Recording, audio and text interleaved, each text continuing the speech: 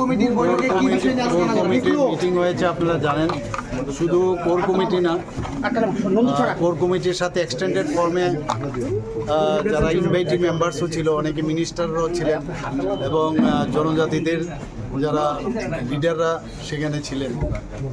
তো আমাদের যে 28টা সিটে একটু নিচে দিয়ে হেডলাইন সহ করে নিচে আমরা আপাতত 28 জনকে মোটামুটিভাবে আমরা সিলেকশন করেছি এবং আমরা দিল্লিতে পাঠাবো। তারপরে এটা ফাইনাল হয়ে আসলে আগামীকাল সকালে সেটা ঘোষণা হবে। স্যার, আপনাদের শরিক দল আইপিএফটি নিজেদের প্রার্থী তালিকা আজকে ঘোষণা করেছে। না, সেটা তো ঠিক আছে, ওনারা ঘোষণা করেছেন।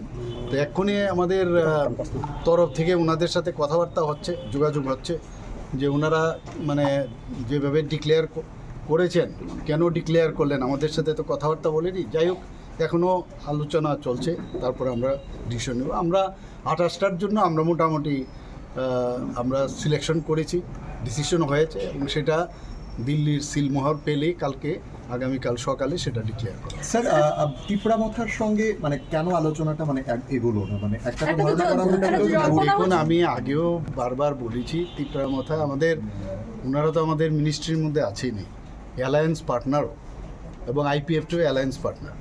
এখন সবার এক্সপেকটেশন থাকে অনেক, তো সেই জায়গার মধ্যে আলোচনা হতেই পারে। এবং আমি বারবার যেটা আগে বলার চেষ্টা করেছি যে এডিসির মধ্যে আমরা কিন্তু অপোজিশনে আছি, কাজেই ওখানে তো আমরা তাদের সাথে অ্যালায়েন্স নেই। কাজে অপোজিশন হিসাবে আমরা আমাদের সেই দায়িত্ব আমরা পালন করছি এবং আমরা আমাদের মতো করে লিস্ট আমরা এই যে 28টা সিটের জন্য আমরা ডিসিশন নিয়েছি।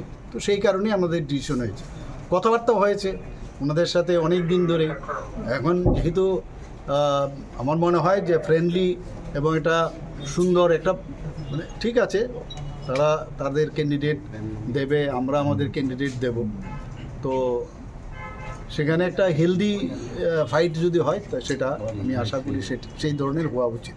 স্যার, প্রাথমিকভাবে জয় নিয়ে কতটা আশাবাদী আপনি? আমি 100% তো আগেও বলেছি যে আমরা জয়যুক্ত হব এবং এডিসি গঠন করব। স্যার, তাহলে পাহাড়ে 5 মুখী নির্বাচনী লড়াই হচ্ছে, কোন মুখী আমার জানা নেই।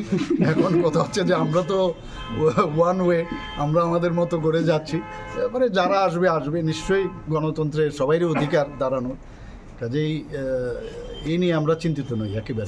স্যার, রাজনৈতিক মহলে একটা আলোচনা হচ্ছে যে এই যে জোটটা হলো না, এটা 2023-এর বিধানসভার আগে যেরকম ভাবে বিজেপি মথা আলাদা আলাদা লড়াই করেছিল, পরবর্তী সময় একসঙ্গে জোট হয়েছে, এবারেও কি মানে সেটা হওয়ার সম্ভাবনা রয়েছে কিনা, মানে পোস্ট পোল অ্যালায়েন্স হওয়ার সম্ভাবনা? না, দেখুন তখনও তো এরকম ছিল না, কাজেই পোস্ট পোলই হয়েছিল, তখন অ্যালায়েন্স হতে পারে, ভবিষ্যৎ কে জানে কি হবে, মানে সেইভাবে এখন পর্যন্ত কথা হয়নি।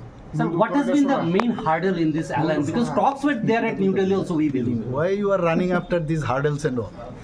Forget about that.